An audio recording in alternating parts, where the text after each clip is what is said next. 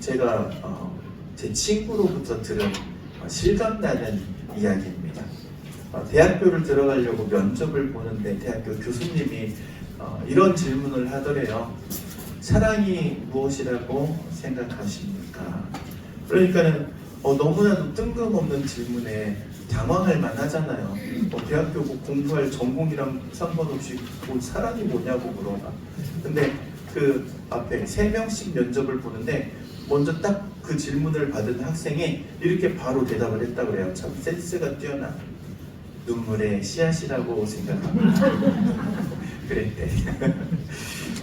여러분, 좋은 질문은요, 좋은 해답을 얻어요. 어떤 질문을 갖고 있느냐에 따라서 그 받게 되는 답이 달라집니다. 인생에 있어서 좋은 질문은요, 좋은 해답을 얻기도 하고요, 한 인생을 송두리째 바꿔놓기도 합니다. 미국 39대 대통령 지미 카터 대통령인데, 이 대통령이 해군 장교 시절 때 이야기를 합니다. 이런 이야기를 합니다. 제독과 이제 대화를 하는데 제독이 물어봤대요. 학생 중 성적이 어느 정도였는가? 그러니까는 자랑스럽게 얘기했다고 그래요. 820명 중에 59등 했습니다. 상위 10%대에 들어가는 실력이잖아요. 그러니까 본인은 그래도 자랑스럽게 이야기를 한 거예요. 그러자 이 제독이 다시 물어봤대요. 그렇다면 귀가는 그때 최선을 다했는가? 라는 질문을 했대요. 그런데 그 질문을 받은 이 지미 카터 대통령이 뭐라고 대답할 수가 없었대요. 자기가 아무리 생각해도 최선을 다하지 않았기 때문에 그랬겠죠. 그런데 이 지미 카터 대통령의 회고록에 보면은 그 인생에 있어서 최고의 질문이 그 질문이었다고 그래요. 그리고 그 인생에 좌우명을 삼았는데, 좌우명을 삼은 이유가 그렇다고 합니다. 내가 인생을 다 살고 주님 앞에 섰을 때 주님께서 너는 최선을 다해 살았느냐? 라고 질문한다면 대답할 말이 없기에 그래서 그것을 인생의 좌우명을 삼았다고 해요.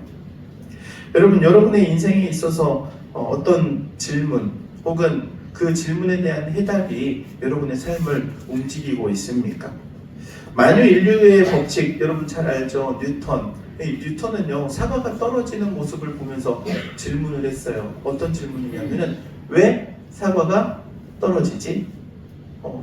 그냥 그냥 일상적으로 볼 수 있는 장면인데도 불구하고 거기에 대한 질문. 그래서 만유 인력의 법칙이라는 것을 발견하게 되잖아요. 뿐만 아니라 증기의 힘, 이것을 어떻게 사용할 수 없을까? 그래서 만들어진 게 증기기관이고 그 증기기관 때문에 세계적인 1차 산업혁명이 시작하게 된 거죠. 세상이 바뀌어버린 거예요. 그 질문 하나 때문에. 오늘 살아가는 우리가 누리는 삶의 대부분의 요소들은요, 먼저 누군가가 질문을 한 그 질문의 해답 때문에 누리고 있는 삶이라는 거예요. 오늘 성경 본문에도 보면은 오늘 우리 인생의 획을 가를 만한 질문이 하나 나옵니다. 니고데모가 예수님을 찾아와서 하는 생명에 대한 질문이죠. 먼저 질문을 하는 배경을 살펴보면은 이 니고데모 어떤 사람입니까? 바리새인이라고 말합니다. 그리고 유대인의 지도자라고 말하고 있습니다. 사회적으로 고위층에 속해 있는 사람이에요. 그런데 지금 이 사회적으로 고위층에 있는 니고데모가 예수님을 찾아오는데 밤중에 찾아오는 거예요. 왜 밤중에 찾아오는 거예요? 다른 사람들의 눈을 피해서 찾아오는 거예요. 다른 사람들이 보면 예수님과 친분이 있다고 보면은 자신에게 불이익을 당할까봐 사람들의 눈을 피해가지고 한밤중에 예수님을 찾아옵니다. 그리고 또한 찾아와서 이 니고데모가 하는 말이 2절 말씀이에요. 이렇게 말합니다. 2절, 그가 밤에 예수께 와서 이르되 랍비여, 우리가 당신은 하나님께로부터 오신 선생인 줄 아나이다. 하나님이 함께 하시지 아니하시면 당신이 행하시는 이 표적을 아무도 행할 수 없음이니이다. 이렇게 말합니다. 그러니까 이렇게 말할 수 있는 거예요. 예수님 당신을 보니까는 수많은 기적과 이적을 행하시는 것 소문이 났고 또한 사람들이 많이 보고 저도 봤습니다. 그런데 보니까는 당신 그 모습을 보니까 하나님이 보낸 선지자인 것 같아요. 하나님이 보낸 선지자가 맞는 것 같아요. 이런 이야기를 하고 있는 거죠. 그런데 예수님의 대답이 재밌습니다. 예수님의 대답은요, 3절 이렇게 말합니다. 예수께서 대답하여 이르시되 진실로 진실로 네게 이르노니 사람이 거듭나지 아니하면 하나님의 나라를 볼 수 없느니라. 조금 뜬금없는 이야기잖아요. 예수님 당신은 선지자일 것 같아요. 그러는데 예수님은 거기에 대해서 뭐 맞다 틀리다를 이야기하는 게 아니고 그냥 뜬금없어요. 어떻게 보면은 질문과 전혀 상관없는 것과 같은 말씀을 하세요. 하나님의 나라를 볼 수 없다 이렇게 말해요. 그런데 그렇게 말씀하시는 이유가 있습니다. 네 눈에는 기적과 이적이 보이고 네 눈에는 지금 내가 선지자로 보여? 아니야. 나는 하나님의 나라를 보여주고 있는데 그 하나님의 나라는 거듭나지 않으면 볼 수 없는 거야. 너가 지금 나를 보면서 기적과 이적을 보고 나를 하나님이 보낸 선지자라고 보는 것은 너는 거듭나지 않았기 때문에 나를 지금 제대로 보지 못하고 있는 거야. 지금 이러한 답이 함축적으로 들어가 있는 거야. 거듭나지 않으면 하나님의 나라를 볼 수 없어. 너가 거듭나지 않았기 때문에 제대로 보지 못하는 거야. 기적과 이적에만 눈이 팔려 있는 거야. 이렇게 말하고 있는 겁니다. 그러니까 니고데모 참 똑똑해요. 그 이야기를 딱 듣고 캐치를 해요. 핵심을 찝어서 다시 질문을 하는 게 4절입니다. 니고데모가 이르되 사람이 늙으면 어떻게 날 수 있사옵나이까? 이렇게 질문하잖아요. 두 번째, 모태에 들어갔다 날 수 있습니까? 니고데모에게 있어서는요, 이 질문이 가장 위대한 질문이기도 해요. 여러분, 모르는 게 있을 때 사람마다 반응이 다릅니다. 어떤 사람은요, 모르는 걸 모르는 채로 그냥 넘기는 사람이 있어요. 어떤 사람들은요, 모르는 것도 아는 척 하는 사람이 있어요. 알아. 그리고 넘어가요. 모르는데, 정작 알아야 될 사항을 자존심 때문에 아는 척하고 넘어가요. 그런데 정말 용기 있는 사람은요, 모르는 걸 모른다고 인정하고 알기 위해서 질문하는 사람이 용기 있는 사람이에요. 소수의 사람만이 모르는 것을 모르는 것이라고 인정하고 질문하는데 이 니고데모가 바로 그 소수의 사람에 속하는 거예요. 니고데모는 자신이 모르는 것을 인정하고 예수님께 질문했습니다. 그리고 이 질문이 니고데모의 변화를 이끌어내게 되는 최고의 질문이 되었던 거예요. 니고데모의 질문이 어떤 질문입니까? 생명에 대한 질문이잖아요. 생명에 대한 질문. 여러분, 하나님께서 모든 사람들에게 동일하게 주신 것이 생명이에요. 두 개도 아니에요. 딱 한 사람에 하나씩만 주셨어요. 혹시 여러분 가운데 생명 2개 받으신 분 계세요? 그럼 저 하나만 빌려줘봐요. 생명은요, 빌려줄 수도 없어요. 구워줄 수도 없어요. 하나님께서 우리에게 주신 생명은 오직 하나예요. 그리고 그 생명 하나로만 살아가는 거예요. 여러분, 죽음이 두려운 이유가 뭐예요? 죽음이 두려운 이유는요, 죽어본 적이 없기 때문에 그래요. 죽었다가 죽음 후에 어떤 삶이 있는지를 보고 다시 살아난다면은요, 죽음을 그렇게 두려워하지 않을 거예요. 그런데 죽음이 두려운 이유는 죽었다가 살아난 사람이 없기 때문에 그래요. 일시적으로 소생한 사람들이 죽음을 체험한 사람들의 이야기를 들어보면은 여러 가지 이야기들을 하지만 죽었다가 살아난 사람이 없어요. 니고데모는 이 생명에 대한 질문을 하는 거예요. 사람이 목숨이 하나인데, 생명이 하나인데 어떻게 2번 날 수 있습니까? 죽었다가 다시 날 수 있습니까? 아니면 엄마 뱃속으로 다시 들어가야 합니까? 어떻게 2번 태어날 수 있습니까? 이런 질문을 하는 거예요. 이게 오늘 본문의 핵심을 가로지르는 질문이기도 하죠. 인간에게 부여된 생명이 하나인데 어떻게 2번 태어날 수 있느냐는 거예요. 그런 니고데모에게 예수님께서 대답하시죠. 5절 이렇게 말씀하십니다. 예수께서 대답하시되 진실로 진실로 내게 이르노니 사람이 물과 성령으로 나지 아니하면 하나님의 나라에 들어갈 수 없느니라. 예수님께서 말씀하십니다. 다시 태어나야 하나님의 나라에 들어갈 수 있다. 다시 태어나야 된다는 거예요. 다시 태어난다는 말은 새롭게 태어난다는 말을 의미합니다. 이 새로운 생명을 가지고 태어난다는 것, 성경에서는 거듭남이라고도 말하고 중생이라고도 표현합니다. 다 같은 말이에요.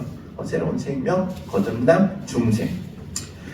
새로운 생명을 얻고 다시 태어나는 것, 거듭남이라고 하는데 그럼 도대체 무엇이 거듭나는 거냐? 6절 말씀을 통해서 힌트를 얻을 수 있습니다. 예수님께서 이렇게 말씀하십니다. 육으로 난 것은 육이요, 영으로 난 것은 영이다. 이렇게 말씀하세요. 거듭남이라는 말의 본질은요, 육신의 생명과 영의 생명. 육신으로 태어나는 생명이 있고 영으로 태어나는 생명이 있다. 이 두 개의 생명이 있음을 지금 가르쳐주고 있는 거예요. 여러분, 육신의 생명은요, 엄마 뱃속에 잉태해가지고 자라서 이 세상에 태어나는 생명이에요. 육신의 생명. 그리고 또 다른 생명이 있습니다. 영적인 생명, 영원한 생명이에요. 이 영적인 생명은 육신의 생명과 다른 생명입니다. 육신의 생명이 다를지라도 영의 생명은 달라요. 영원한 생명으로 영원히 사는 거예요. 이 생명은 특징이 있습니다. 바로 외부에서 주어진다는 거예요. 내가 스스로 갖는 게 아니에요. 엄마 뱃속에 아이가 태어날 때도 엄마 아빠로부터 생명을 부여받는 거예요. 마찬가지로 영원한 생명도 하나님께서 주시는 생명을 통해서 태어나는 거예요. 아무것도 없는 광활한 대지에 아무것도 뿌리지 않았는데 곡식이 자라지 않아요. 반드시 곡식이 자라기 위해서는 뿌려야 돼요. 씨앗을 뿌려야 돼요. 씨앗을 뿌린 자리에 그 씨앗이 뿌리를 내리고 생명이 자라나는 거예요. 반드시 생명의 씨앗이, 이 생명의 역사가 일어나려면 이 씨앗이 심겨져야 되는 거예요. 그러면 도대체 이 두 번째 생명, 영원한 생명 어떻게 얻는 것입니까? 예수님께서는 물과 성령으로 거듭나야 한다고 말씀하고 계십니다. 그리고 그것을 설명하기 위해서 구약시대의 한 가지 사건을 말씀하시죠. 14절에 보면은 모세가 광야에서 뱀을 든 것 같이. 모세가 광야에서 뱀을 들었다. 이 사건은 노뱀 사건이죠. 이스라엘 백성들을 하나님께서 출애굽시켜서 지금 인도에 가십니다. 인도에 가시는데 이 백성들이 항상 불평이 많아요. 불만이 가득 차 있어요. 원망을 해요. 물을 주어도 필요한 먹을 것을 주어도 불평이 떠나지 않는 거예요. 그래서 하나님께서 그들을 그동안 보호하고 계셨던 그 보호막을 거두시잖아요. 보호막을 거두니까는 사막에 있던 그 불뱀들이 달라들어가지고 이스라엘 백성들을 무는 거예요. 불뱀에 물린 사람들이 죽어가기 시작합니다. 수많은 사람들이 죽어가는데, 그래서 모세에게 우리를 좀 다시 살려달라고 요청하잖아요. 하나님께 모세가 중보기도 합니다. 하나님, 저 불평하고 원망하는 저들, 그런데 그래도 그들도 하나님의 백성이잖아요. 하나님, 그들 불쌍히 여겨주시고 살 길을 열어주세요. 그러니까는 하나님께서 구리로 뱀 모양을 하나 만들어가지고 장대에다 걸어가지고 높이 올려라. 그리고 그것을 보는 사람은 다 고쳐주리라 말씀하세요. 그러니까는 이 모세가 구리로 뱀 모양을 만들어가지고 장대에다 올려가지고 높이 들고 이스라엘 백성들에게 외쳐요. 이 노뱀을 보면 하나님께서 치료해 주십니다. 이 노뱀을 보는 사람은 다 고쳐집니다. 이 노뱀을 바라보는 사람은 구원을 받을 겁니다. 그런데요, 이스라엘 백성들이 얼마나 강팍한지, 이 뱀을 보고도 보면 산다고 얘기하는데도 보지 않고 죽은 사람들도 있어요. 보기만 하면, 바라보기만 하면 살아나는데, 바라보기만 하면 고쳐지는데, 바라보기만 하면 구원받는데, 이스라엘 백성들 가운데는 그 말을 듣지 않아서 그 말을 거부해가지고 노뱀 바라보지 않고 그냥 스스로 살 길을 찾다가 죽은 사람들이 많았다는 거예요. 참, 이러한 장면들을 보면 우리는 하나님의 은혜를 또 발견하게 됩니다. 하나님께서 심판하실 때 그냥 번갯불에 한 방에 심판하시지 아니하시고 고난을 주시잖아요. 어려움을 주시잖아요. 왜? 돌이키라고, 돌아오라고, 주님 앞에 나오라고 어려움을 주시는 거예요. 그건 어떻게 보면 기회예요, 기회. 어떤 기회? 은혜 받을 기회이며, 응답 받을 기회이며, 치료 받을 기회이며. 아멘을 하나네. 나 혼자 얘기했다. 하나님의 복을 받을 기회이며, 하나님께서 주시는 응답을 받을 기회인 거예요. 기회인 거예요. 그래서 우리 위기를 기회라고 말하잖아요. 어떤 기회? 하나님을 만날 기회인 거예요. 하나님을 만날 기회. 하나님을 만날 수 있는 기회로 삼는 그 사람이 복된 사람인 줄로 믿습니다. 이스라엘 백성들은요, 그 기회를 많이들 놓치는 거예요. 그래 하나님은 기다려주시는 거예요. 오래 참으시면서 돌아오라고. 내가 은혜를 베풀어 주노라고. 돌이키기만 하라고. 내 앞으로 나오기만 하라고 하나님 말씀하세요. 돌아오는 자에게 하나님께서 은혜를 베풀어 주십니다. 여러분, 우리가 신앙생활을 하면서 사람들이 가장 많은 오류에 빠지는 것은요, 내가 무언가를 열심히 해서 무언가를 열심히 하면 하나님께서 그 열심을 보시고 나를 구해주실 거다. 그렇지 않아요. 그런데 하나님은 우리에게 은혜로 주세요. 은혜로. 내 열심으로, 내 노력으로 아니에요. 나는 아무 공로 없으나 오직 예수 공로 의지하여. 예수님이 십자가에 못 박혀 돌아가실 때 나는 한 게 아무것도 없어요. 오직 그냥 주님이 십자가를 홀로 지셨고 십자가에 달리셨고 홀로 돌아가신 거예요. 우리는 그 예수님의 십자가를 바라보기만 하면 구원을 받는 거예요. 그런데 하나님께서 말씀하십니다. 아들까지도 아끼지 아니하시고 내어주시니가 세상에 그 무엇이 아까워서 우리에게 아끼겠느냐고. 하나님의 은혜예요. 하나님의 은혜. 여러분, 하나님의 은혜를 추구하시기 바랍니다. 내 노력으로 되는 게 아니에요. 내 수고로움으로 되는 게 아니에요. 오직 하나님의 은혜로 된다는 사실이에요. 예수님께서는 지금 그와 같은 이야기를 하시는 거예요. 모세의 노뱀 이야기를 하면서 바라보는 자들은 다 살았어. 바라보는 자들은 다 살았어. 바라보기만 해도 살았어. 그런데 마찬가지로 15절에 보니까 14절 후반절에 모세가 뱀을 든 것처럼 인자도 들려야 하리니. 인자도 들려야 돼요. 어떻게 들려요? 십자가를 통해서 땅에서 들리는 거예요. 그래서 그 십자가를 바라보는 모든 사람, 15절, 이는 그를 믿는 자마다 영생을 얻게 하려 하심이라 말씀하십니다. 십자가에 달리신 예수님을 바라보기만 하면, 노뱀을 바라볼 때 치료되고 구원받았던 것처럼 십자가에 달리신 예수님을 바라보기만 하면 우리에게 새로운 생명을 주시는, 할렐루야, 아멘. 이게 은혜예요. 이게 은혜예요. 하나님의 한량없는 은혜와 사랑에 대한 이 믿음으로 반응하는 사람들에게 주시는 것이 영생의 복인 거예요. 거듭남, 새로운 생명. 그래서 요한복음 3장 16절 이렇게 말씀하십니다. 하나님이 세상을 이처럼 사랑하사 독생자를 주셨으니 이는 그를 믿는 자마다 멸망하지 않고 영생을 얻게 하려 하심이라. 예수 그리스도를 믿음으로 우리에게 새로운 생명을 주시는 거예요. 예수님께서 말씀하신 물과 세례의 의미가 바로 여기에 있는 거예요. 예수 그리스도를 믿어 그분을 신앙 고백함으로 세례받는 것. 물은 세례를 믿어요. 물로 세례를 주잖아요. 물로 씻겨주잖아요. 우리의 모든 죄악을 씻어주시는 그 세례. 그런데 그 세례 가운데 반드시 들어가는 게 뭐예요? 공동체 안에서의 신앙 고백인 거예요. 내가 예수님을 믿습니다. 내가 예수님을 구주로 믿습니다. 구주로 모십니다. 예수님을 영접하는 것을 고백하잖아요. 그래서 물과 성령으로라는 말은 결국에 내가 예수 그리스도를 나의 구주로 믿어 영접한 그 사람, 신앙 고백한 그 사람에게 주시는 생명. 그래서 이런 말이 있습니다. 2번 태어나면 한 번 죽을 것이요, 한 번 태어난 사람은 2번 죽게 될 것이다. 무슨 말입니까? 여러분, 2번 태어난 사람, 내가 육신으로 태어나고 예수님을 믿어 영원한 생명을 얻은 사람은요, 한 번밖에 죽지 않아요. 육신의 죽음만 있을 뿐이에요. 그리고 영은 하나님의 나라에 하나님과 함께 영생 복락을 누리는 거예요. 그런데 한 번 태어난 사람 2번 죽어요. 한 번은 육신의 죽음으로 끝나는 게 아니에요.